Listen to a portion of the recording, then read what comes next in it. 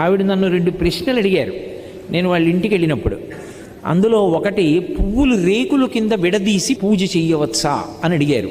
మంచి ప్రశ్న, అందుకు నేను ప్రస్తావిస్తున్నాను. బాగా జ్ఞాపకం పెట్టుకోండి, పువ్వు అంటే లక్ష్మి, పువ్వు అంటే జ్ఞానం, సరస్వతి. పువ్వు అంత కోమలమైనది, పువ్వంత పరిమళంతో కూడుకున్నది, పువ్వంత మంగళప్రదమైన వస్తువు లోకంలో లేదు. అందులో ఎర్రటి పువ్వు కానీ నేల మీద పడి ఉందనుకోండి, ఎవరైనా సరే దాన్ని తీసేయాలి ముందు, అది కింద ఉండకూడదు. ఎందుకో తెలుసా? ఎర్ర పువ్వు కింద పడి సువాసిని కానీ ఎవ్వరూ తొక్కకూడదు, సువాసిని ప్రత్యేకించి తొక్కకూడదు. ఎందుకంటే అది సౌభాగ్య వస్తువు ఎర్ర పువ్వు. అందుకని వెనక ఎవరైనా తొక్కుతారేమోనని వెంటనే తీసేసి ఏ చెట్టు మొదట్లోనో పెట్టేయాలి.